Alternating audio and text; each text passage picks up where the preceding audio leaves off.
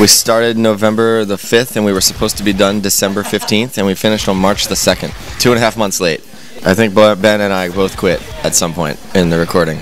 We just went like really crazy this time about being very perfectionistic and pushing one another and pushing our producer. I mean, we only make records every few years, you know, so if you're going to make it, you want to make sure that you don't ever listen back to it and wish you would have done something differently. So I think this time we really were as self-indulgent as possible, and you know, we made our producer mix it like 30 different times. It wasn't that we did a bunch of takes, it was more about like tones and getting, you know, certain sounds and mixes and things like that right. One of us is the killer actually alludes to Ben and I, because Ben and I's relationship started to deteriorate after option paralysis. It got to a point where we were both kind of like had a moment of clarity where we were both just like, we're like brothers, why are we acting this way to one another? And we were talking to other people and blaming one another for our own personal relationship kind of getting off track, and then we had a moment where we realized that, like, hey, this is both of our fault, we're both acting like children, we need to stop.